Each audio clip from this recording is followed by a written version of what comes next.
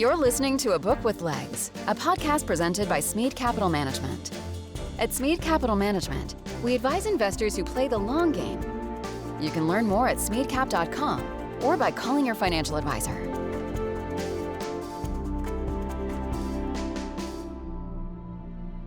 Welcome to A Book with Legs podcast. I'm Cole Smead, CEO and Portfolio Manager here at Smead Capital Management. At our firm, we are readers, and we believe in the power of books to help shape informed investors. In this podcast, we speak to great authors about their writings. The late, great Charlie Munger prescribed using multiple mental models and analysis. We analyze their work through the lens of business, markets, and people. In this episode, we will have a conversation that touches philosophy, mathematics. We will understand the history of this, and we will, in my opinion, ask, what is divine?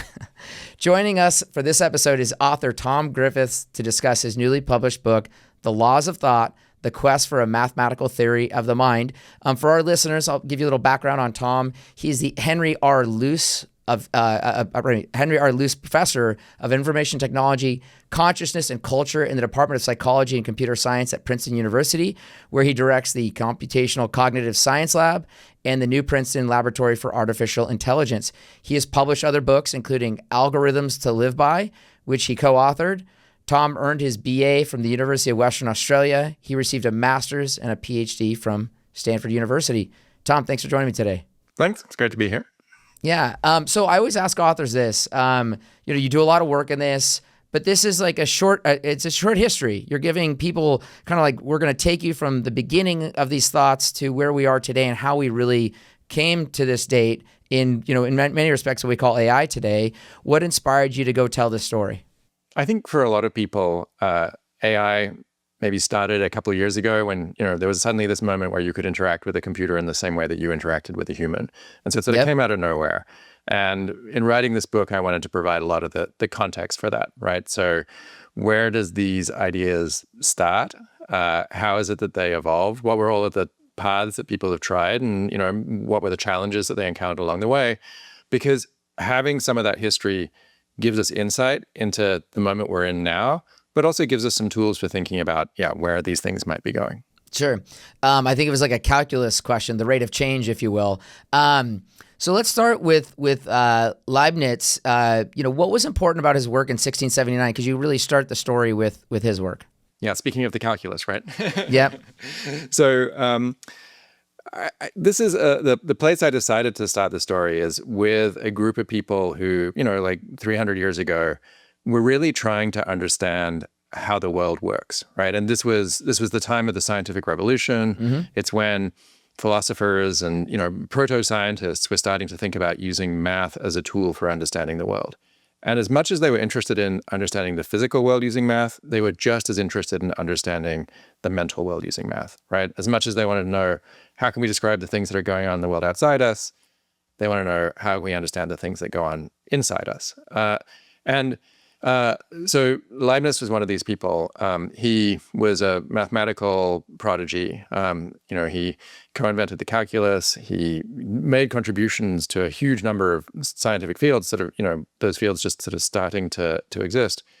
But he also tried to solve this problem of how to use math to understand the mind. And what's interesting about it is that he kind of failed when he was doing that. So he had this vision of having some kind of a mathematical language that you could use to write down, the thoughts that you had. And maybe two people could write down their competing thoughts and you could just sort of put them into a machine and turn a crank and then you'd be able to get out the answer about who was right and who was wrong in the same way that you can for a math problem. Sure. And he tried to formalize this, tried to work out what the mathematical system was that could do this. And throughout his life tried various kinds of permutations and, in the end wasn't able to crack that problem. So from there, you go, with his original kind of math work, but then you immediately pivot to philosophy. You take us to Aristotle with syllogisms. Why is the core reasoning of philosophy so important as we establish, this work and all these people's work that you go through, but also as we study the mind? Because philosophy is a core issue in a lot of your story. So thinking about minds for a long time was the job of philosophers, right? Mm-hmm. There's a kind of radical idea that's started with, Leibniz, and then really comes to fruition in the 20th century, that maybe this isn't just the job of philosophers, right? Maybe this is something that you can do scientifically using the kinds of methods that we associate with sciences. And so Leibniz was trying to do this with math, right? So, you have Aristotle saying, here are the good arguments. That's what Aristotle was doing. He was sort of saying, if you want to convince somebody of something, here's the set of arguments that work, and here's the ones that don't work, and maybe here's a little bit of, what differentiates them. Sure. And Leibniz said, okay, Aristotle gave us this kind of target of some arguments are good, some arguments are bad. Now I want to know the math behind that. I want to figure out the mathematical system which tells us which arguments are good and which arguments are bad. And then, he didn't succeed in doing that. We had to wait another 150 years or so, right? And then George Boole comes along and actually has a solution to this problem. But Boole's solution then fed the development of things like computers, right? Which fulfilled that vision that Leibniz had of having machines that could tell us what the right answers to certain kinds of questions are. Mm-hmm.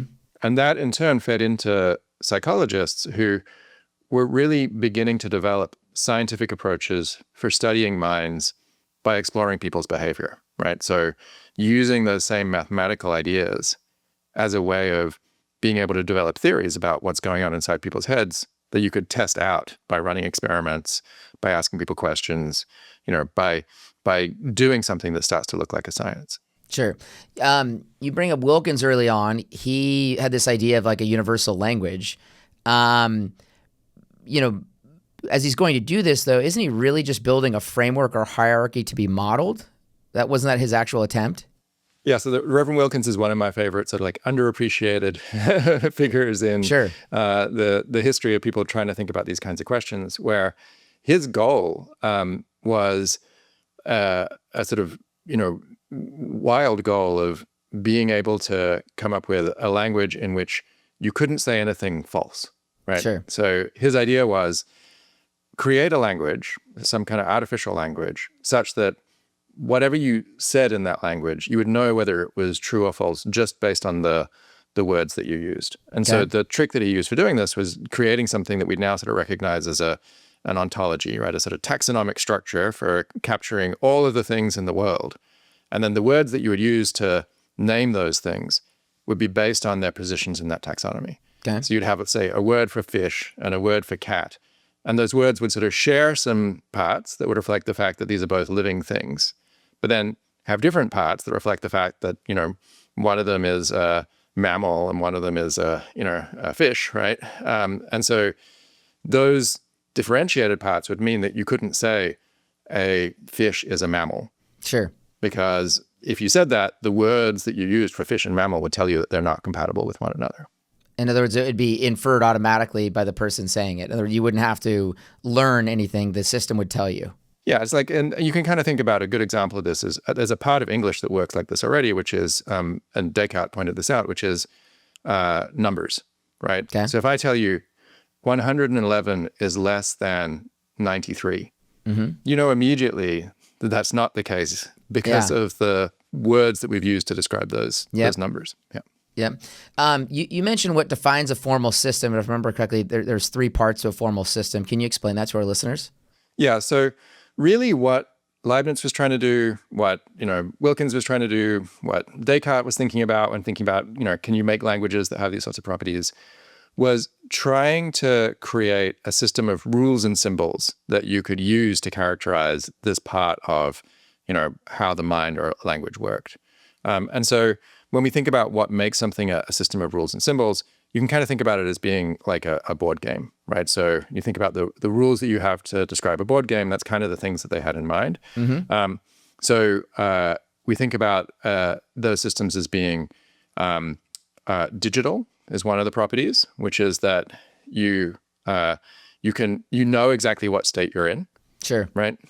So if you're in a board game, you know exactly what position the chess pieces are in. There's no sort of ambiguity about that. Okay.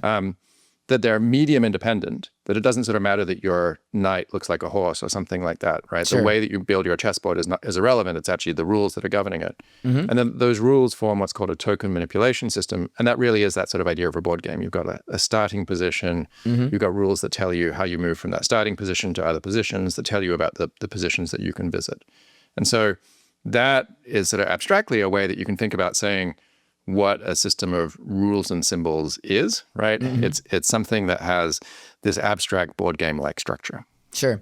So you mentioned Boole. Boole was, I think, very bold based on your work. He tried to take syllogisms and to understand the mind. I say bold because he does that, but not everyone necessarily agrees with him. I think you mentioned William Stanley Jevons, who we get the Jevons paradox from, pointed out what he thought were his errors. Yeah, so Boole was, a sort of remarkable figure. He was a school teacher who made fundamental contributions to mathematics. He was sort of largely self-taught. He, kind of grew up reading French mathematics books that were very, very sort of complicated. Didn't have a lot of money, so he would buy mathematics books because they would take him the longest to work through, right? So he was sort of looking for value for money in the books he was buying, and so he'd get these very obscure, very dense French mathematical texts. Sure. But as a consequence, he had this different perspective on math than a lot of the people who were, living in England at the time, which was this algebraic perspective, right? So sort of thinking in terms of not just arithmetic, but like how it is that you create something which is an algebra, where you have symbols that stand for things and operations that those things can perform. Sure. And so that equipped him to actually solve the problem that Leibniz had been trying to solve. Leibniz was kind of living in this world that was sort of more sort of arithmetic, calculus, sort of, and Boole has this insight that, I need to create my own algebra to solve this problem. And he comes up with a solution and is able to then write out the syllogisms in sort of mathematical form. Sure. And that really provides the foundation for modern mathematical logic. Sure. That said, yeah, he wasn't perfect. His system was sort of overly complicated in a few ways. And Jevons pointed out one of those, like the way that Boole had defined one of those mathematical operations sort of required some special cases, and Jevons was able to figure out how to get around that. But it really demonstrated how it was possible to have a mathematical theory that could capture at least some aspect of thought. Sure. I was also thinking, I think he's the only economist that you mention in your book. So I was like, leave it up to the economist to poke holes in something, but never come up with something himself. So you also mentioned Boole's family and legacy was just incredibly unique relative to the other people in your story. What was so exceptional about his offspring and his wife? Yeah, I mentioned this because it's really a story that I think isn't necessarily emphasized when you hear this kind of history, which is the sort of great man history, right? Sure. But Boole's family was just as much of an important legacy as the work that he did in mathematics. So his wife, Mary Everest Boole, was interested in these kinds of questions in her own right, and went on to teach psychology, philosophy, and logic, at university. Together they had 5 daughters, each of whom did remarkable things. The youngest became a renowned novelist. The next youngest was the first woman to be elected to the Royal Society for Chemistry. The middle daughter trained herself to visualize the 4th dimension and was able to characterize, 4-dimensional shapes in a way that was before a lot of mathematicians had figured out what those were. And then the oldest 2 became the matriarchs of 2 significant scientific families, one of which comes back later in the story. Yeah. The behaviorists are next in your book. What was innovative about their work, and also what was problematic about, their findings, if you will? So far we've been talking about this kind of like mathematical thread, right? And Yep. Boole was not particularly interested in what we today would recognize as psychology. He said, if you figured out one of these mathematical principles, you've got it right? There's no need to go off and actually try and compare this to what human minds are doing. He's just interested in just being able to answer the questions about what the fundamental principles are. And so that changes in the end of the 19th century when we start to see the development of a scientific psychology.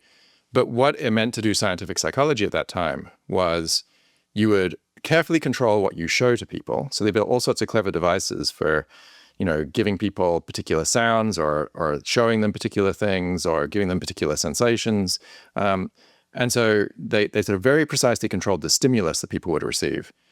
But then the way that they got their data was relying on people's subjective reports of what those experiences were like. Sure. Right? So people were just sort of saying, oh, this happened, or pushing a button when they perceived something or something like that. There was sort of this subjectivity in the process. And one of the big challenges of having a science of the mind is that, unlike any other science, minds are not a physical thing, right? It's not a thing that you can see or touch. Sure. So if you're a physicist, even if you're studying atoms, you can make a microscope that lets you look at atoms, right? And even if you're studying galaxies, you can make a telescope that lets you look at galaxies. Those things seem very remote, but thoughts and feelings are just even more remote, right? Sure. No one ever saw a thought or touched a feeling. And so that created this problem where there was a group of psychologists that felt like relying on people's subjective reports made for something that was not very scientific. And if you wanted to have something that's a real science of the mind, maybe you should get rid of the mind and you should focus on the things you can see or touch, which are behavior and the environment that produces it. And so that's this idea of behaviorism, that what we're going to study is the kinds of behaviors people produce and the circumstances under which they produce them, using methods that are much more continuous with the kinds of methods that we might use to study non-human animals, right? Sure. So like using the kind of techniques you might use to study learning in rats or pigeons and trying to explain as much as possible of human behavior using those same simple sort of fundamental principles. Sure. And you use an example in the behavior section of the book where you talk about, how they found out that people with different means saw coins different sizes. And to your point, so if we're trying to understand the mind, how do we account for minds seeing and perceiving things differently? This is one of the big challenges for behaviorism. So I think there was sort of like the first half of the 20th century, it was quite hard to be a psychologist who was interested in minds.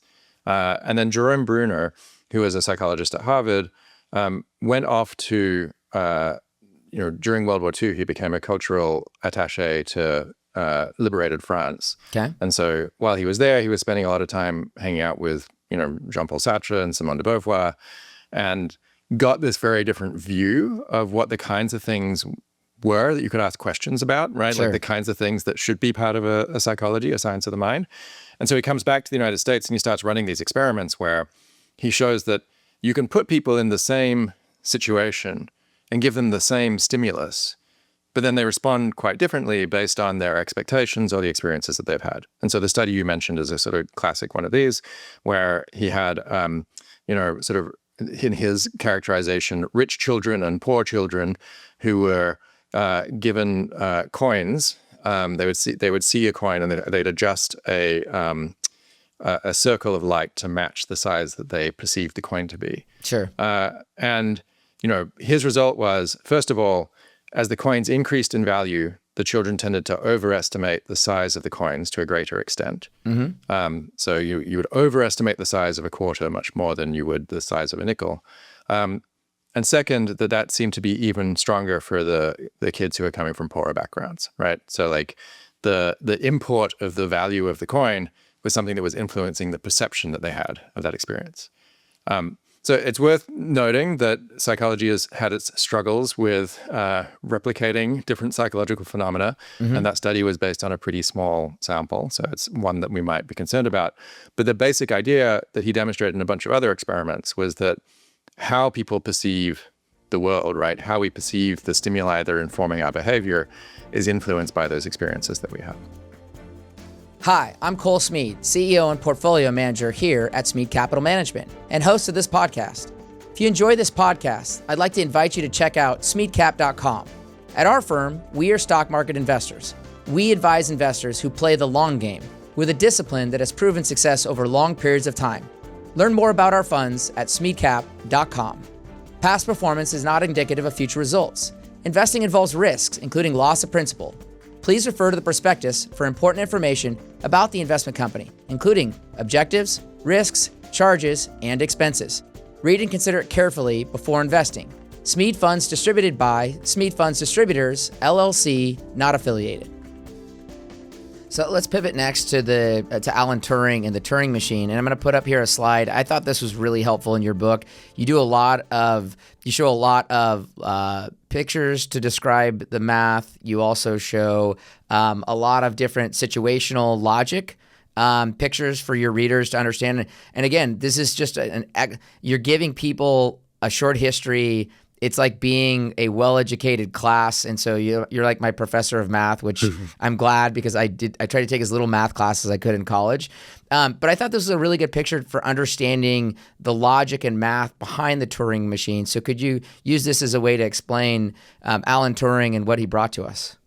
Yeah, so the Turing machine is our starting point for thinking about this idea of computation, right? That's going to lead us to being able to make digital computers. And so Turing was trying to solve a problem of characterizing the limits of mathematics, trying to work out if there were math problems that no mathematician would be able to solve. And the way that was expressed was in terms of whether there were math problems that no machine could solve, where that machine was, doing what a mathematician does. So he tried to sort of figure out what's a way of characterizing the things that a mathematician does. If you watch a mathematician solving a problem, you see they've got some things written down on the piece of paper. That's like the problem that they're trying to solve. Sure. And then they have a pencil and an eraser, right? And they're looking at the particular part of the problem.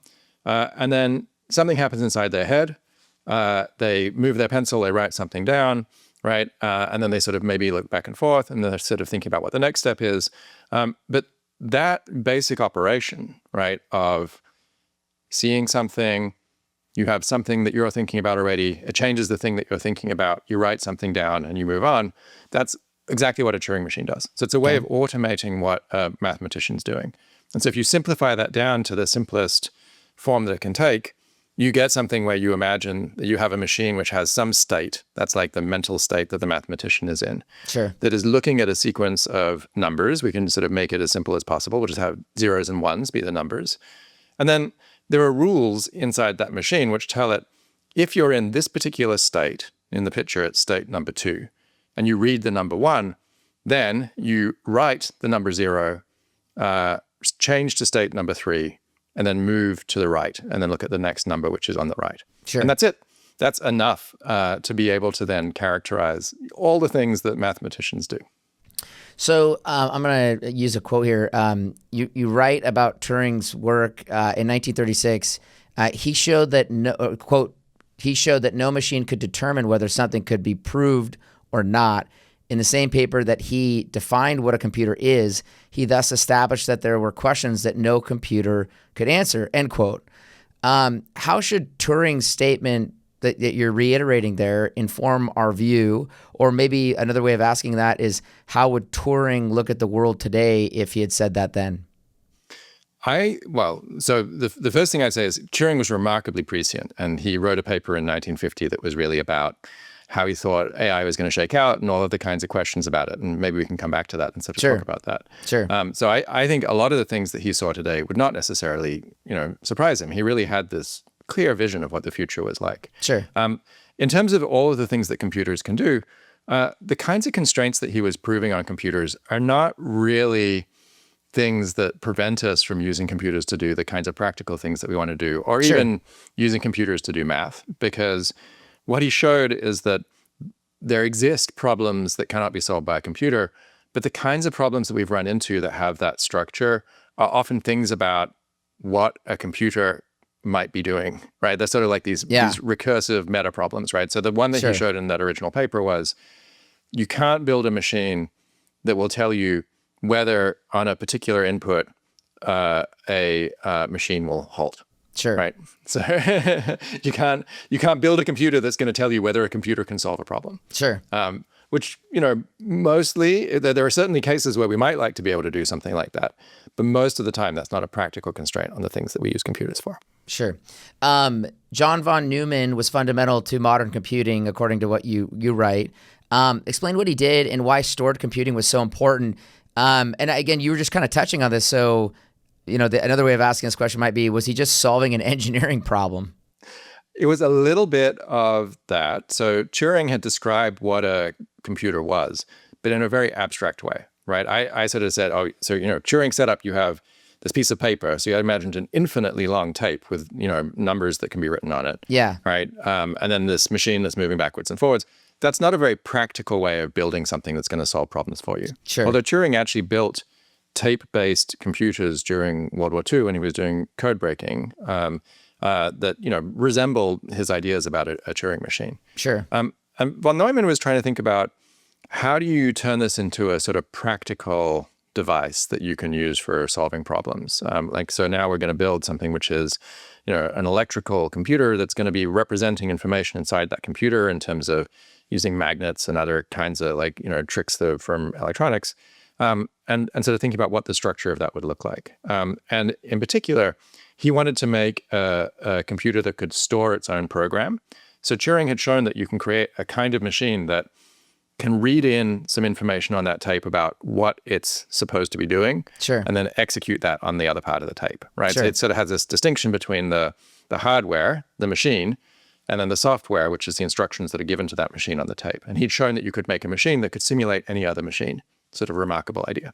Sure. So von Neumann wanted to be able to make a machine which was like that you could load a program into memory, and then the program would be able to be run on, another set of information that you provide into it, which would be a big improvement over the other kinds of computers they had at the time, where you had to have a big rig of plugs that were going into an array of sockets in order to rewire the machine to solve every different problem that it's solving.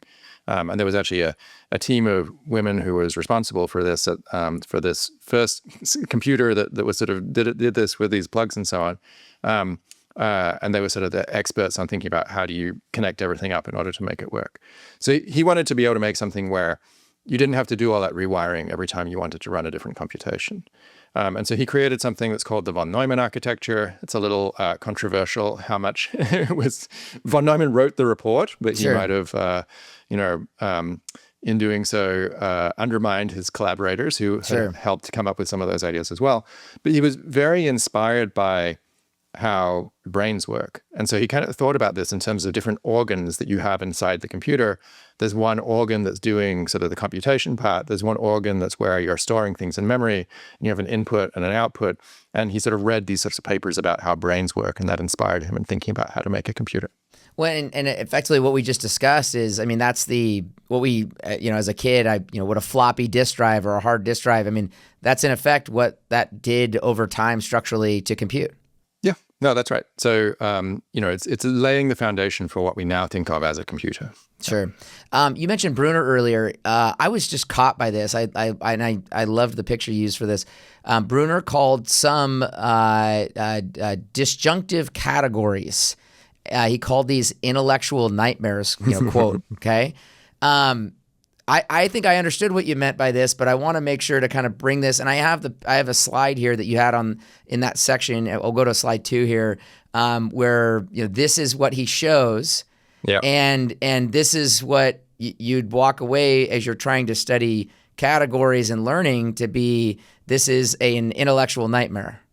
So there's this important moment that happens in this transition from psychologists not being able to talk about the mind to figuring out how to have a sort of rigorous science of the mind, which is the key insight is that the way to make that rigorous science is math, right? That you can use math to express hypotheses about how minds work and that are precise, and then you can test those out because they make predictions about people's behavior. And so Bruner, who'd been doing these experiments, had this insight that this might be possible because he goes to the Institute for Advanced Study down the road here in Princeton, and he runs into von Neumann, and von Neumann's trying to figure out, how do I represent information? How do I store things in memory? And Bruner's trying to figure out, how do I, rigorously study the mind and sort of overcome the constraints of behaviorism? And it's this sort of perfect collision where Bruner comes away with this idea, I can use something like logic as a tool for characterizing people's mental representations. And so he goes off and runs these experiments, which are looking at how people learn concepts. And so he shows people cards like the ones that are shown in the figure. So they have white circles on them and 2 black squares, and they have 2 lines around the border or 3 lines around the border. They vary in these different dimensions that you can use for expressing a concept. And so the key idea that he has is then you can look at whether different logical formulas are easier or harder to learn. Sure. And one thing that he finds is that it's easier for people to learn a logical concept that has, a conjunction, so an and. Learning something is, the square is part of the concept if it has a black shape and it has three things on the border, right? That would be relatively easy to learn. Sure. It's really hard to learn things that are disjunctive concepts, so things that have an or. So learning it's in the concept if it has a black shape or it has three lines on the border is very counterintuitive for people.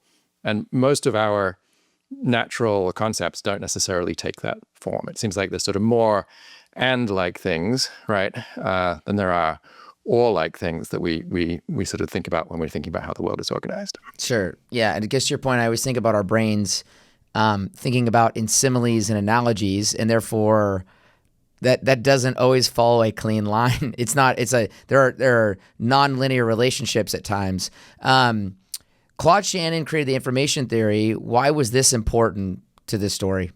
Shannon was important in translating Boole's abstract ideas about logic into something that you could use to actually build electrical circuits. So this is another sort of thread in this, thinking about how you go from the abstract mathematics to things that are kind of like brains, right? And actually, some neuroscientists were inspired by this too, and sort of had a whole theory about how you could build circuits out of neurons that then turned into the kinds of things we think of now as neural networks. Shannon's other work was on information theory, which is thinking about how much information you can transmit along a channel. And so again, this was influenced by World War II. Sure. People are trying to send messages. They have, constraints on how much time they have on to send a message using a radio or using another sort of mode of transmission. So they want to be able to do this as efficiently as possible. And so Shannon kind of works out what's the most efficient way of sending messages, and if you send things in the most efficient way, how long is it going to take you, right? Like, how much information you need to transmit.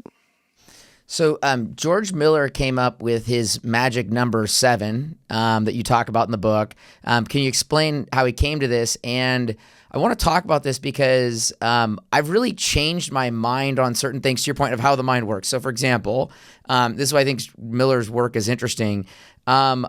If someone said to me, why do we have popular people in the culture and things like that? Like, why do humans allow that to happen in their mind? Okay. And I used to think to myself, oh, it's because we're jealous by nature, and therefore we need something to be jealous of. It's just kind of how we're made. And I think that is partly true, but I also think that the way the human mind processes is it's looking for efficiencies. And one of the ways it can create efficiencies is by having things it makes quicker determinations from. So, for example, the example used in a book that helped me change my mind on this was the little black dress. The little black dress, every woman has the little black dress.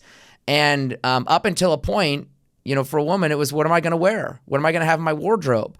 But for the fact that has become adopted, it means it created an efficiency in the mind of a woman as it pertains to her wardrobe. And when you talked about Miller's magic number, I thought of it as it shows you where the mind finds efficiency in processing, if that makes sense. Yeah. And Shannon, had defined this kind of idea of what the capacity was, right, Sure. of a channel, how you can measure the amount of information that the channel can process. Mm-hmm. And George Miller uses this idea to argue that there are capacity limits in human cognition too. Sure. So interestingly, he was doing two kinds of work. He was doing work on perception. So like, how many different tones can you distinguish? Or how many different levels of light can you distinguish? Sure. And he was also doing work on memory. So how many things can you remember? Sure. And then he was asked to give a presentation. There was an hour-long presentation, and he didn't have an hour-long presentation. So he put together these two presentations that were about, capacity in these two different senses. And then they were unified by the fact that in both cases, the answer was basically 7, that you could sort of like differentiate about 7 different, pitches or 7 different, luminosities of light without seeming to lose information. And after that, you started to lose information, and you could remember about 7 things. But then, if you tried to go too much above that, you would start losing information. And so that was the origin of his sort of magical number 7, was that it seemed like this number 7 was occurring in these 2 different parts of his research life. Yeah. Let's see. Newell, Simon, and Shaw, they came to the idea of paths that the mind works in. Thus, logic follows these paths. Can you explain this more to us? So we were now at this point where we have computers, and we have this idea that maybe something like logic is a model for, how people might be representing concepts. There are still problems that computers can't solve very well, that humans can solve better, right? And so one of these problems is like just doing math, not arithmetic, but producing mathematical proofs. So if you want to discover a new fact in logic, the way you do that is by constructing a proof. And what a proof is you start with some statements, and then you kind of follow a set of rules that tell you what you're allowed to conclude from those statements until you get to the point where you have the answer that you wanted. And so that problem of finding a proof, it's exactly the same problem as a problem of like playing a good chess game, right? Sure. If you think about a chess game, going back to our board game analogy, right? You've got a choice about what move you make as your first move, and then your opponent makes a move, and you make another move, and then they make a move. You can kind of think about this as a branching tree of possibilities, okay, where at each point, there are all of the things that you could do, and you're trying, when you're playing a game of chess, to follow your way through that tree to get to the point where you find the leaf that corresponds to you winning the game. Someone who's trying to prove a theorem in mathematics is following a path where they're trying to apply the mathematical rules to get to the point where they get to a leaf which corresponds to solving that mathematical theorem. Sure. And so Newell, Simon, and Shaw were interested in creating machines that were able to solve this problem. And they tried to do that using strategies that human mathematicians use, right? So just like Turing was inspired by thinking about what is going on inside the head of a mathematician. Sure. Newell, Simon, and Shaw looked at these kinds of strategies or heuristics that human mathematicians use that are things like, if you know that you can get to the solution from some other place, then work towards that place, right? Like if you know, if I could prove this, then I can prove this, then it's sufficient to just prove that first thing. Or if you know, if you are having trouble finding the path from the beginning of the problem, instead go to the end of the problem where you prove the result and work backwards in terms of the steps that you could take away from the end point, and that helps you to sort of constrain the space of solutions. And so they showed that if they built a computer that used these human heuristics, it could actually prove the kinds of mathematical theorems that human mathematicians could prove. So let's pivot to language. We're kind of back to the Wilkins idea, if you will, which Chomsky tried to tackle. What was novel about Chomsky's work at that time? Chomsky was a young linguist who had a very different view of what linguistics was from all of the other linguists at the time. So for a lot of the other linguists at the time, what it meant to be a linguist was you were going out and you were collecting information about what languages are like, and then maybe thinking about what some of the correspondences were across these languages, what some of the general principles were that characterize human languages. Sure. And Chomsky wanted something which was different from that. He wanted to have a way of characterizing, if you had a single language, could you come up with something like a mathematical system that would allow you to characterize all of the sentences that were grammatical statements in that language, right? So trying to create a formal system, right, that gives you a way of producing all the sentences that are in that language and nothing else. Okay. And so this approach, which is called generative grammar, led him to then ask this question: what kinds of formal systems do you need in order to capture the structure of human languages? And so he was able to show that some simple kinds of systems that were like things that the behaviorists and the information theorists had assumed would be sufficient to capture language weren't going to work. And in fact, you needed something much richer that had a sort of like internal structure, right? Like ideas like noun phrases and verb phrases and so on, Yep. that then could capture the structure that sentences have in order to get even close to the structure of English. Sure. Explain what's a finite state language versus something that's not a finite state language. So this is the distinction that Chomsky was focused on in terms of ruling out a sort of simple model. So Okay. A finite state language, you could think about it, again, going back to our board game analogy, as a language that you could generate just by creating a board game where there's every you have a bunch of positions that your playing pieces can be in, and you have moves that can take you from one position to another. And then as you move into each position, you produce a word, right?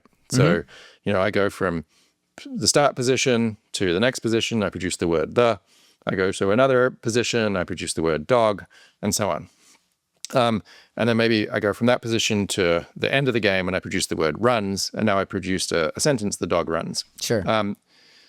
That structure allows you to capture certain things about language, right? You can imagine now you can capture the fact that you can have sentences like the dog runs and the dogs run, and you're reusing parts of the board, right, when you're producing those sentences. There's not a unique trajectory that you have to follow for every sentence. And so it allows you to capture some of the structure that exists in language. And for the behaviorists, that was nice because it suggested that you could learn language just by learning associations between words. Sure. So you could learn that after dog, then you're more likely to produce the word runs, right? Sure. And after dogs, you're more likely to produce the word run. And, you could sort of learn these associations between things. And it was good for the information theorists because they wanted to be able to estimate the probability of different, pairs of words occurring next to one another. Sure. And so that's something which, again, is like sort of forming these associations between words. And so a finite state language is a language which can be captured just by creating a board game like that. We hope you're enjoying the podcast. We work hard putting together this show, but we work even harder for our investors at Smead Capital Management. At Smead, we believe in disciplined investing, which is why the Smead funds have a proven track record of long-term outperformance. If you're an investor who plays the long game and want to invest in wonderful companies to build wealth, we invite you to visit smeadcap.com. Past performance is not indicative of future results. Investing involves risks, including loss of principal. Please refer to the prospectus for important information about the investment company, including objectives, risks, charges, and expenses. Read and consider it carefully before investing. Smead Funds distributed by Smead Funds Distributors, LLC, not affiliated. Teach us about induction and who tried to prove and test the needs of induction. So the challenge that Chomsky ran into, so he showed that English was not a finite state language, that there are sort of structures in English which are richer than the kinds of things that you can capture using those simple board games. Okay. And as he increased the complexity of his understanding of what language was, you start to run into a problem, which is if language is something nice and simple, then there's a story about how you learn language, which is you just learn the associations between successive words and you can kind of string them together and you've learned how to produce sentences. But the more complex language turns out to be, the harder it's going to be for you to learn language. Sure. And Chomsky was a sort of skeptic about the possibility that children could learn language from the data that they saw, and said that you needed to have some sort of strong constraints, what he called a universal grammar, on the kinds of things that you could learn. But part of that was that he was trying to think about learning a language in a way that looks a lot like logic, right? So his kind of intuitive idea of what it means to learn a language is you hear enough sentences that you get to the point where you know exactly what the language is. Okay. And that was the way that sort of early on people were thinking about formalizing learning. And that misses the point that, in fact, many of the things that we do are things that we do without certainty. Sure. So logic is the math of how you go from things that you know to be true to things that you know or can conclude are also true, right? Sure. So you're sort of doing that with certainty. And we call that deductive problems that have that kind of structure. But a lot of the things that we do are things where we go from some data that we see to some uncertain, underdetermined hypothesis. And that's a problem of induction. And that's something that philosophers have sort of grappled with for hundreds of years in terms of trying to characterize how would you describe that process of inductive inference mathematically, and can you give it the same kind of precision that we give to deductive inference? Sure. Hume argued it was habits, though, didn't he? Yeah. So David Hume, the Scottish philosopher, said that we're not going to find something that's like deductive inference, right, at the foundation of induction. Induction is more like a sort of mental habit that we have, right? Sure. It's sort of like a thing that we do because we've got used to doing it, and it seems to work okay, but it's not something that has the same rigor as our sort of deductive inferences. Sure. Well, yeah, and he's really arguing for what I would refer to as innate in a way, but how do you use innate in inference tied to a computer. Well, so I think what Hume is missing there is that something can be a habit, but it can still be systematic. Sure. Right? So even if you can't justify it in the same way that you would justify deduction, it could still be the case that what you're doing is something that makes sense and that has systematic rules that characterize it. And that perspective then sets up a new problem. It's something that the philosopher Nelson Goodman called the new riddle of induction, which is how do you actually explain what the principles are behind these inferences that we make all the time? And why is it that some of them are better than others, right? Sure. So one of Goodman's examples was, if you discover that a piece of copper conducts electricity, you're probably going to conclude that all copper conducts electricity. But if you you go to an event and you meet a man and it turns out that he's the third son in his family, you're not going to conclude that every man at the event is the third son in their family, right? Yeah. And so in one case, just getting that one piece of information is enough that you conclude that hypothesis is probably true. And in the other case, it's not. And so if we can figure out what the systematic principles are that differentiate between those cases, that's our new challenge for being able to work out how induction works. Sure. Eleanor Rosch worked on family resemblance. I really liked this idea because, it gets to the idea of, like, as the mind works, how does it categorize? And how does it, in a way, categorize and associate for efficiency purposes back to that idea I talked about earlier?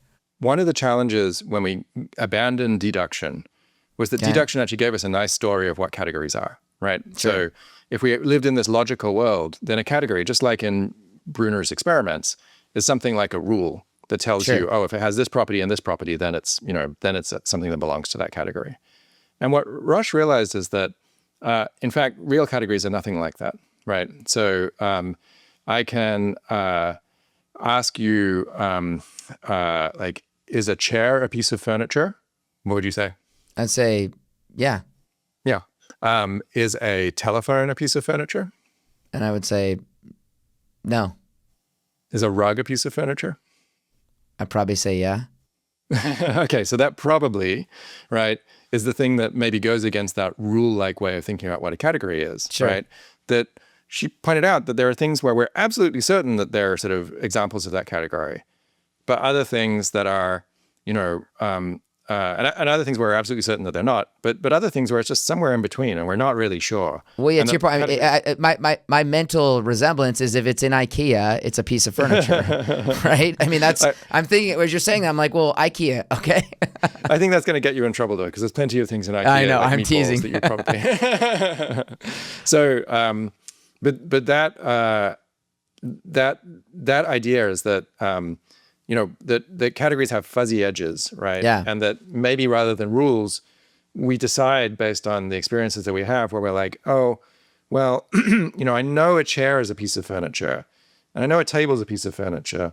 And so like an ottoman is, similar to a chair and a table. And so that's probably a piece of furniture. And you're trying to trace these, connections between things and trying to make judgments based on that. Sure. Why did Amos Tversky reject multidimensional scaling? That's a very technical question. So, but purposeful according to your book, yeah, right? So now you have the problem of saying what categories are, right? Now we've got rid of logic. I mean, it's some other way of thinking about what these sorts of structures are. Yeah. And so one proposal was that maybe it makes sense to think about concepts in terms of like spaces, right? Sure. Where you could think about an object as a point in a space, right? Yep. You have some multidimensional space where it has all of the dimensions that correspond to, the different attributes of things. And so, chair is one point in that space, and then rug is another point in that space, and telephone's another point in that space. And so you end up with something where you have now a region in that space that corresponds to the things that are pieces of furniture, and maybe how much you think it's a piece of furniture, so like how close it is to that region, right? So it gives you a way of explaining how you can have that fuzziness. Okay.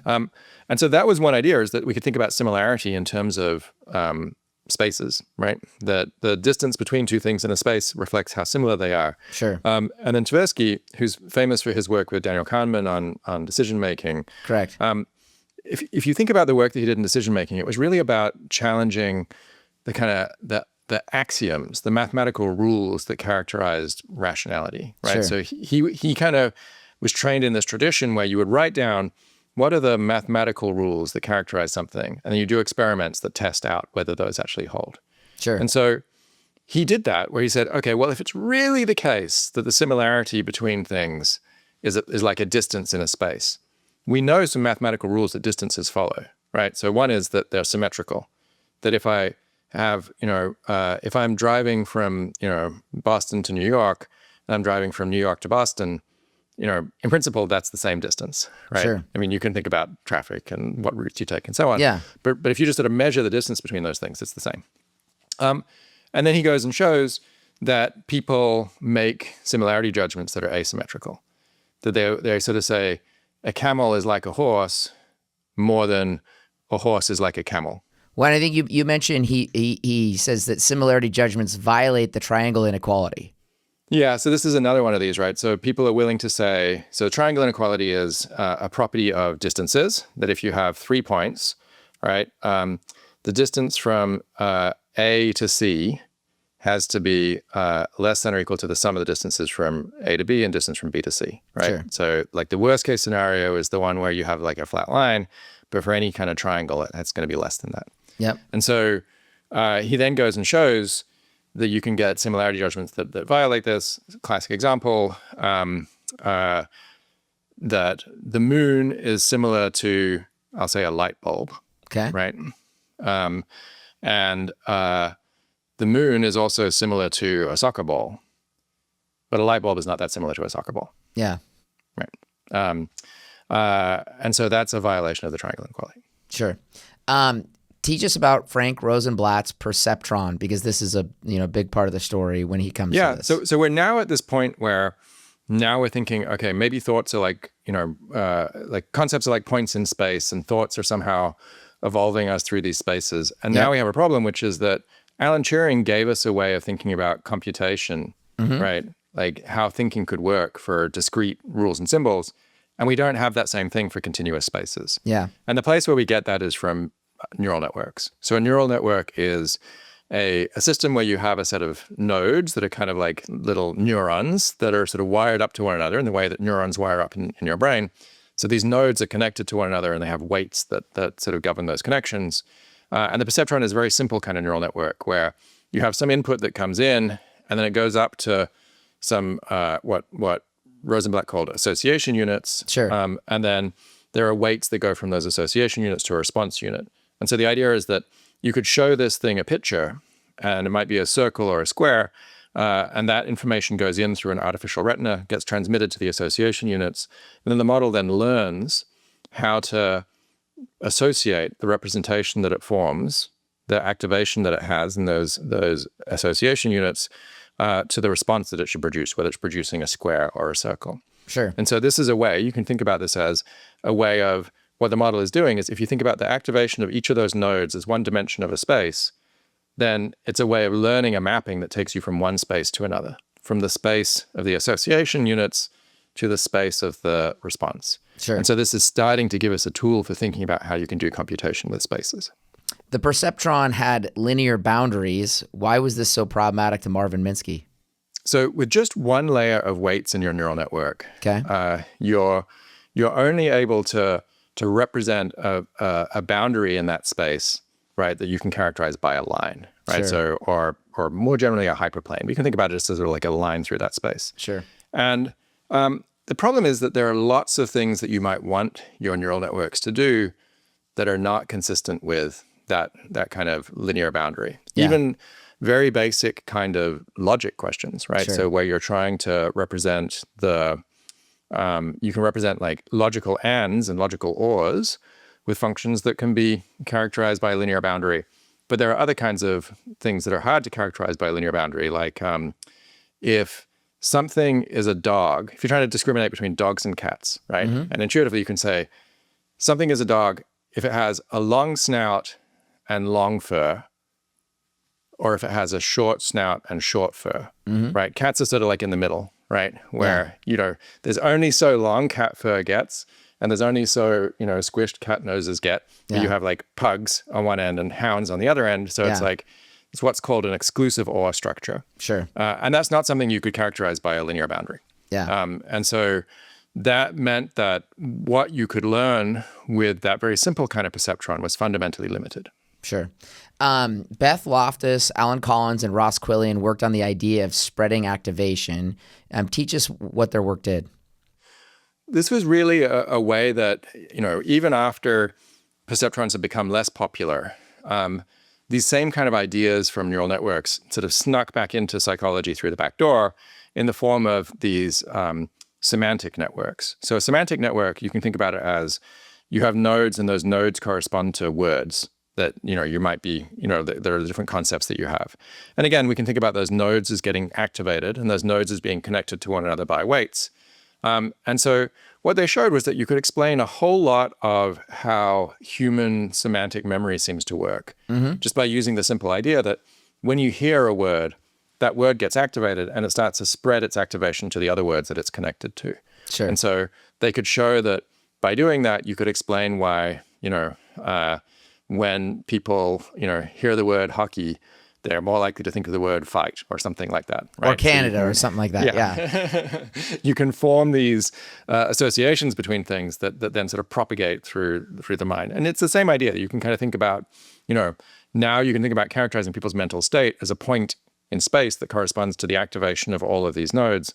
And then spreading activation is sort of moving you through that space. And so now we have a picture of thought as some kind of process of like navigating through these mental spaces. Sure. Jeff Hinton worked on unsupervised learning. What do we get from his work? So the fundamental challenge that we had, right? So now we have people starting to think about these sorts of neural network-like approaches in psychology, but there wasn't a way to learn the weights of a neural network beyond Rosenblatt's nice solution, which worked for this one-layer neural network. Sure. And Jeff Hinton was, first of all, I should mention, I told you that the Boole family was going to come back, right? So he was actually the great-great-grandson of George Boole. Sure. And so he was very interested in mathematics, but also interested in psychology and philosophy, as you might expect, based on his heritage. Yep. And he worked with David Rumelhart, who was a psychologist, who was interested in using these kinds of spreading activation models and interested in using neural networks more generally, but needed to solve this problem of how do you do learning for multi-layer neural networks. And so Hinton suggested you could use an idea that's called gradient descent, right? Okay. Which is, you can think about, we can measure for this neural network its error, how much it's sort of going wrong. And you can think about that error as a function of the weights. So if you increase the weights a bit, maybe the error goes up. If you decrease the weight a bit, maybe the error goes down. Sure. And so if you adjust the weights in the direction where the error decreases, that's called gradient descent. Sure. And so you can work that out using ideas from the calculus, going back to Leibniz, what the right way to adjust the weights would be for a given neural network. Sure. And so it turned out that idea, with some additional work to just sort of figure out how you could do it in a multi-layer neural network, turns into a very powerful learning algorithm. It's called the backpropagation algorithm. And that algorithm allows you to train neural networks that have multiple layers of weights. Sure. You also mentioned the big news that obviously came out of Hinton's lab in 2009 and then again in 2012. Yeah. So Hinton, would really spend the rest of his career exploring the potential of these kinds of neural networks, even as neural networks became less popular. So the backpropagation algorithm caused neural networks to become popular again. And through the 1980s, 1990s, neural networks were all the rage. Then there was kind of a period where people got less enthusiastic about them, started to explore other ways that you could make learning systems, started to think about some of the statistical foundations of the field more. And Jeff Hinton was still working on neural networks through this time. He was really sort of passionate about this being the right way to think about solving the problem. And then the thing that started to happen was suddenly it started to be the case that you could get enough computational resources and enough data that you could train neural networks that were more complex and larger than the ones that had been trained before. Mm-hmm. So there were still challenges for getting this gradient descent procedure to work for multi-layer neural networks that had many, many, many layers. But people started to work out some solutions to that. Hinton came up with some strategies for doing this, training what were called deep networks. Sure. And figuring out sort of tricks that you could use for actually making gradient descent work in these deep networks. And so, one of the big breakthroughs here was in 2012 when a very large data set of images, which had been created by Fei Li and some of my colleagues here at Princeton, Olga Rosakovsky and Jia Deng. Sure.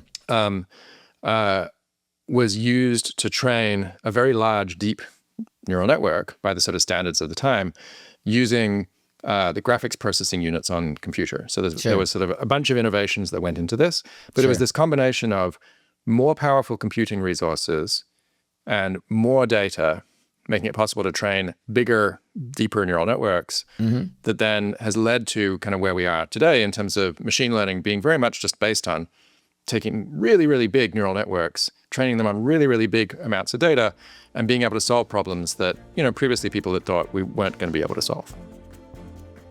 Hey, I want to give a big shout out to everyone who's been working so hard on this show. We recently hit the top 10 in investing podcasts on Apple Podcasts, and even number 1 in the business category in several countries. As you may know, this show is brought to you by Smead Capital Management. Smead Capital Management understands how frustrating and illogical the stock market can be. If you're searching for funds with a proven track record, give the Smead funds a look. Or better yet, reach out at smeadcap.com. And don't forget to mention you're a fan of the podcast. Past performance is not indicative of future results. Investing involves risks, including loss of principal. Please refer to the prospectus for important information about the investment company, including objectives, risks, charges, and expenses. Read and consider it carefully before investing. Smead Funds distributed by Smead Funds Distributors, LLC, not affiliated. So Cardano came up with probabilities in 1501, the idea of like 1 over n. Bayesian inference is where we've gone with probability theory. At a high level, can you explain why Bayesian theory is so helpful? So I talked a little bit about our sort of modern AI moment, right? Sure. Where we now have really big neural networks that are able to solve all these kinds of problems. Yep. There are 2 kinds of questions that we might want to ask about those really big neural networks, right? So one is, why is it that they're able to do things like learn language at all, when Chomsky had told us that, that's a really hard problem? Sure. And the other is, why is it that they're still not as efficient as humans at being able to learn from the data that they get? So like if you think about large language models like, ChatGPT and so on, the amount of data that those models are trained on is maybe like 10,000 times as much data as a kid gets to experience, Sure. right? So like the equivalent of something like 50,000 years of continuous speech is going into these models. Yeah. And that's a huge amount of data to get them to the point where, they end up. And so there's a real question of like, what's that gap about, right? Like, how can we characterize what's going on there?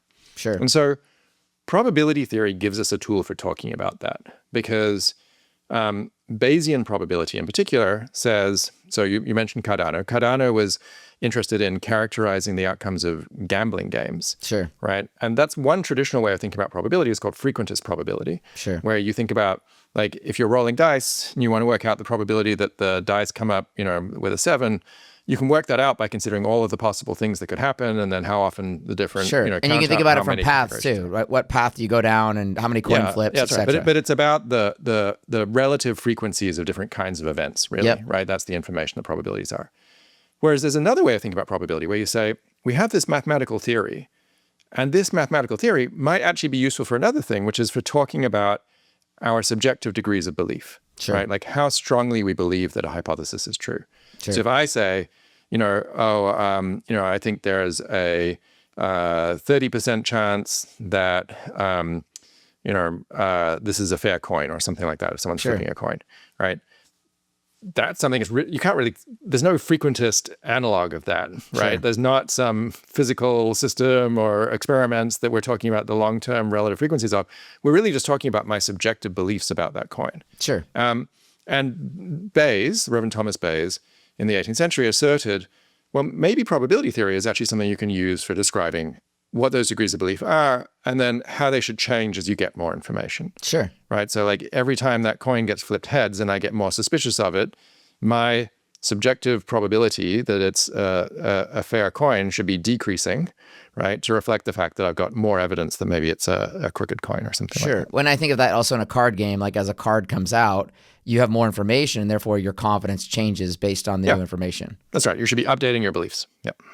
Let's see. So I think I have 3 more questions here.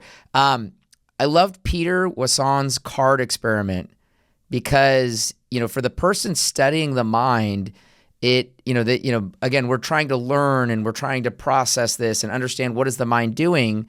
And his experiment was interesting because, what people were trying to use the experiment for, they didn't get the outcome they thought they would, but they actually learned how the mind is processing from that failure, if that makes sense. Yes, this is an alternative way of thinking about what's going on with minds and logic, right? Okay. So we said logic gave us a nice tool for formalizing certain aspects of thought, but it also has this limitation, which is that it doesn't seem to match some of the things that people do, right? It doesn't have the fuzzy borders. Sure. It doesn't seem like it's a good fit for inductive problems. Another thing that's a sort of basic problem is if you ask people to solve a logic problem, and the classic version of this is one where you say, I've got a set of cards, and each card has a number on one side and a letter on the other side, right? And the numbers are,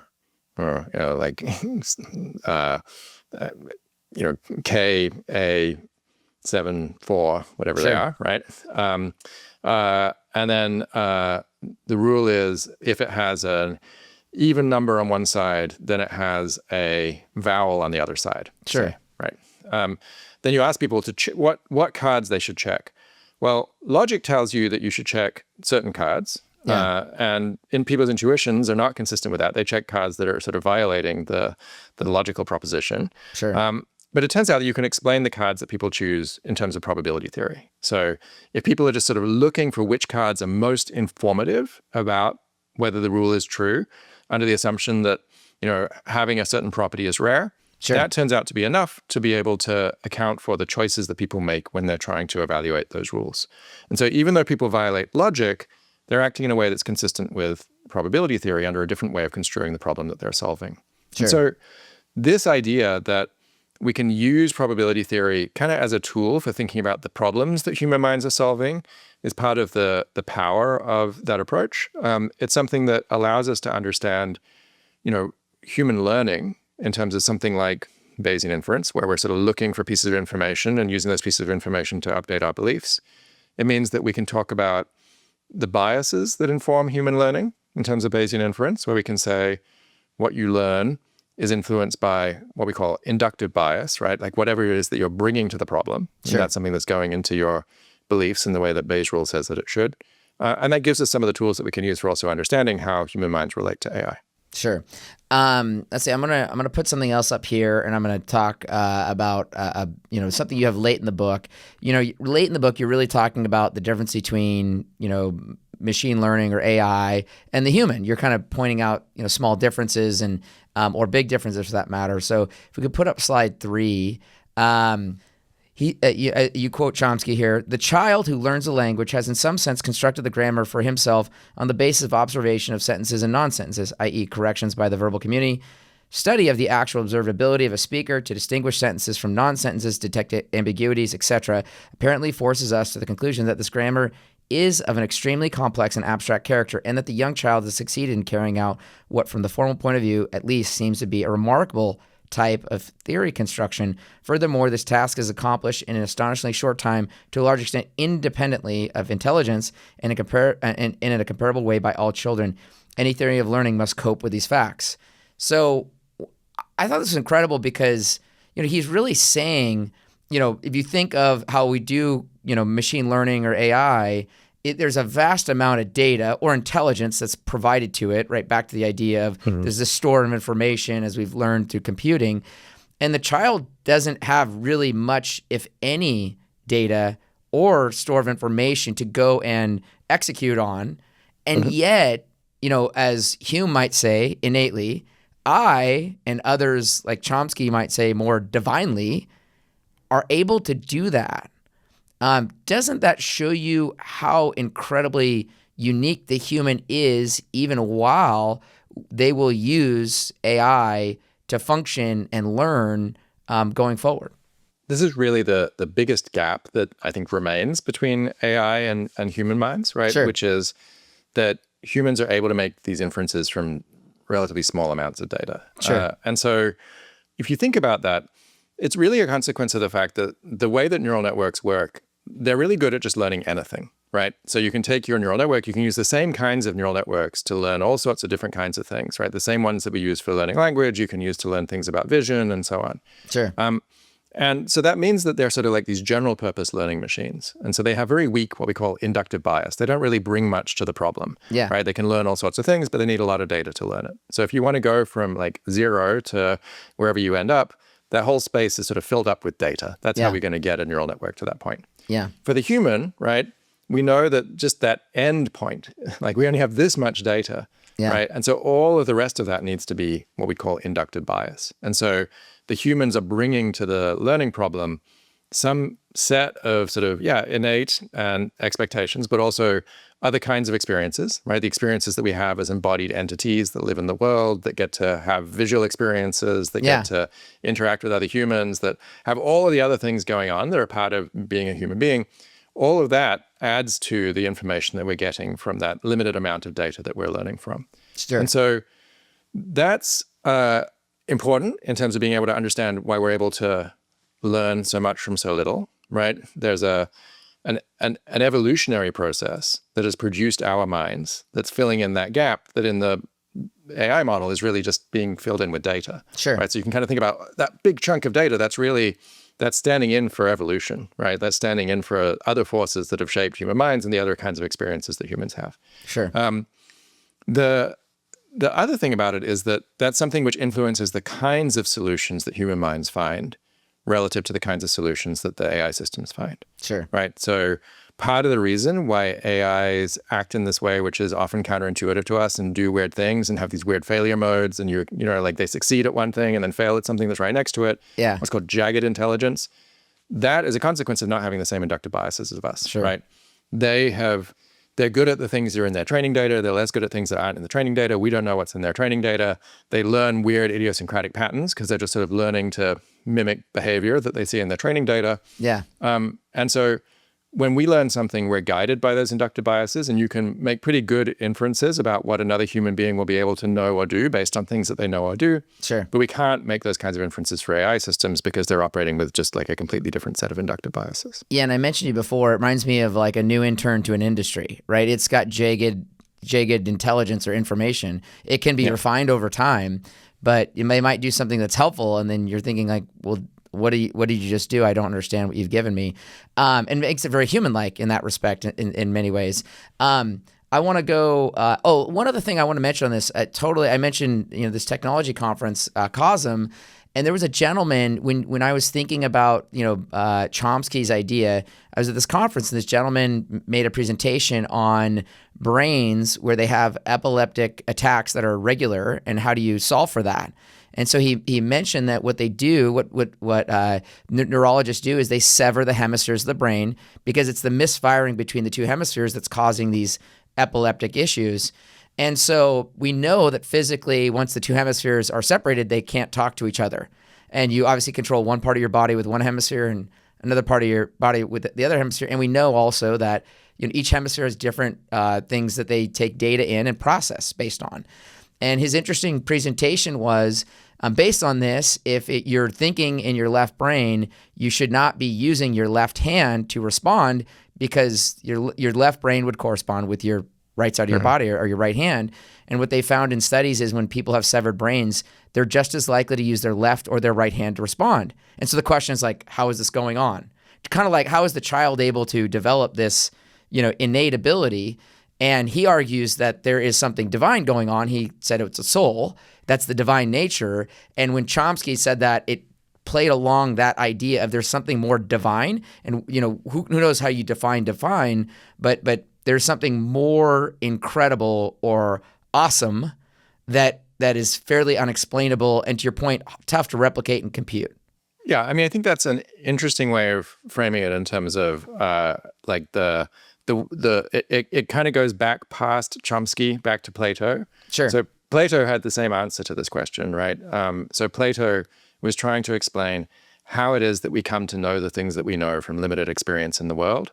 And the way that he answered that question was that we're not learning things, we're remembering things. Sure. And we're remembering things that are like stored in our souls that come from the experience that we had in some Platonic realm, right? Yeah. And comes through. And so I think Chomsky would think about this in much more materialistic terms, right? Sure. That he really thinks that it is biology, right? Sure. It's the 21st century scientific analog of the soul is the genes or something like that, right? And it's like built into our genetic code heritage. Yeah. And then that's the way that he thinks about forming that explanation. And he even talks about language growing in the body in the same way as like the liver, right? Like no one sort of had to give you particular instructions to grow a liver, and you grew one anyway, right? And he kind of thinks about language as having that same kind of, relationship to biology, and at some points has called his approach one Sure. of biolinguistics. I want to show you. So off of this, I was like, I got to go to Claude and I got to have this discussion. So we go to the slide here. So I got to show this to our listeners. We maybe can't see it all, but so here's what I said to Claude. I said, Claude, I think I have recognized that the human has a difference with you. You are provided large data caches to infer. A child has no data, but is able to infer innately. I would call this divine. If you have no data to make decisions, what word would you use to describe your ability like the child? Was my kind of question to Claude. Claude came back and said, this is a really thoughtful observation, Cole. I always like it when it compliments me, by the way. It's like they've definitely said, make the user feel good, right? You're pointing at something genuine. A child encounters the world with no training corpus, no prior statistics, yet learns language, grasps cause and effect, recognizes faces, infers intention. There's M dashes in this, which, as many know, is a commonality in AI. Seemingly from nothing, there's an effortlessness and a mystery to it that the word divine captures well. If I'm honest about my own situation, without data, I have nothing. No input, no output. I don't have the spark of inference from zero. I'm entirely dependent on the patterns I was trained on. A child born into silence still reaches for the world. I wouldn't. It's very interesting that it says that. It's like incredible. So if I had to name what I have in contrast to what the child has, I'd probably use the word derivative. My capacity is derived, borrowed from the collective outputs of human minds. It's powerful in its way, but it originates nowhere within me. It's assembled, not born. What makes your observation sharp is that it highlights a qualitative gap, not just a quantitative one. It's not that the child has less data. The child has a different kind of capacity entirely, something generative at its root, something that precedes information rather than depending on it. Whether you call it divine, innate, or something else, it does seem to be a fundamentally different thing than what I do. I think you're onto something real with that distinction. So as I hear this, it's like your book reminds me of how human AI is. And even AI would argue that it's not generative like Claude is here. So I have to ask you this question. I think I know what your answer is going to be, but the timeless question for people in this realm is, can AI or can this type of compute, can it have singularity? Okay, so where I would start with this, so when people talk about the singularity, they're talking about this idea that you're going to make an AI system that's then smart enough to modify its own code to make itself smarter and sort of like zoom off, right, into super intelligence.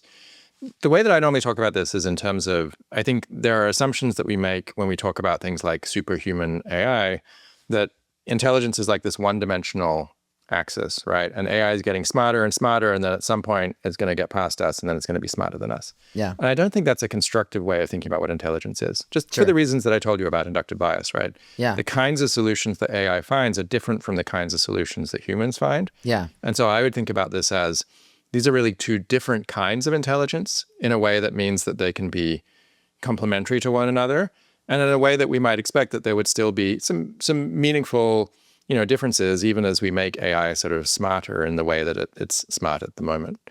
One way of thinking about that maybe engages with some of the points that you were bringing up earlier is, I think about the fundamental thing that characterizes human intelligence in this realm as we're making smarter and smarter machines as being more about our limitations. Sure. So as biological organisms with limited lifetimes, with only a certain amount of compute that we can carry around inside our heads, and with a constraint that we can only share data and ideas with one another by, making noises with our mouths or wiggling our fingers, right?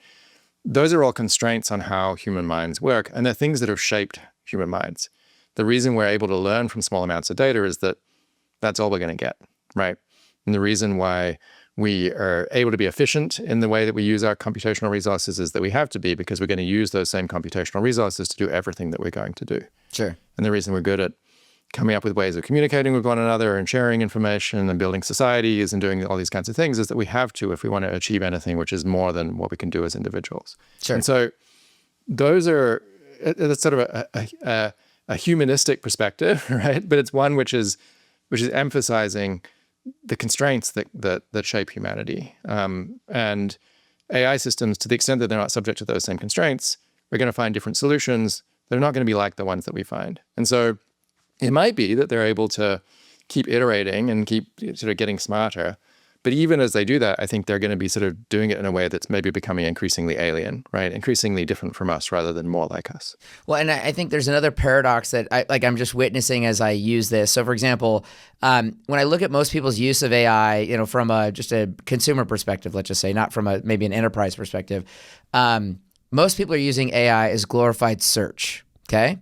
Versus as you go out and look and say, okay, say people in technology or with a higher intellectual capacity, or maybe higher wealth, those are the people that are trying to use it for more complex reasons. And so the paradox is AI is no better than the intellect of the human trying to get something out of it. Yeah. And so you get into this idea, back to your point of time, when I expire and I'm dead, the person that comes in behind me is less likely to plausibly, based on time, have maybe the same intellect when they start using it. So then, again, the iterative process is only as good as the person interacting back and forth with it and trying to do higher level thinking. So you have this, it's always going to be skew, right? We have skew in everything. There's always, kind of power laws at play. But I think about it's the human's progress, intellect, and thinking that actually determines in the longer run the higher use of AI. Yep. Which versus, there's some people are like, oh, it's just going to dominate, it's going to take over, it's going to be way smarter. But again, in the way that will drive humanity and progress forward, it might be able to do incredible things, but it might be of no use to us, because if we can't use it or use it in our lives, then we'll see whether it's of value. So the way I'd put it is that there's a new kind of skill that becomes relevant, right? So as we start to automate cognition, right, and that's what we're doing with these AI systems, then there's a capacity for metacognition, right, which is how we think about using our brains, how we make decisions about what strategy to use to follow a problem, how we think about the sort of more abstract question of what things to focus on, right? That metacognitive skill that might be used for managing our own minds or for, managing other people's time if we're asking them to do things for us. That's now the skill which is made even more important by the power of these kinds of AI systems. Sure. All right. That's a great idea. Where can people follow you going forward, Tom? I have a webpage at Princeton University. You can find me by Googling my name. Okay. And it has all sorts of information there about books and scientific publications that we have that explore these kinds of topics. You don't have a burner handle on X that you're out there sharing ideas on or anything like that? No, we have a handle for my lab as well, which people can find online. Nice. Tom, your story is an anthology of great thinkers, the testing of theories, and follows the curve of all learning. Your book also reminds me that the enthusiasm for this progress ebbs and flows throughout time. I believe it argues for human exceptionalism, to our discussion just a second ago of what you were saying about the idea of metacognition. Our listeners should go out and buy a copy of The Laws of Thought today. If you enjoyed this podcast, go to Apple, Spotify, YouTube, or wherever you listen to A Book with Legs. Give us a review. Tell others about the books and great authors like Tom Griffiths that we have the opportunity to understand and study the world with and through. For our tribe, if you have a great book that you'd like to recommend, email podcast@smeadcap.com. That's podcast@smeadcap.com. You can also send your suggestions to us on X. Our handle is @SmeadCap. Thank you for joining us for A Book with Legs podcast. We look forward to the next episode. Thank you for listening to A Book with Legs, a podcast brought to you by Smead Capital Management. The material provided in this podcast is for informational use only and should not be construed as investment advice. You can learn more about Smead Capital Management and its products at smeadcap.com or by calling your financial advisor.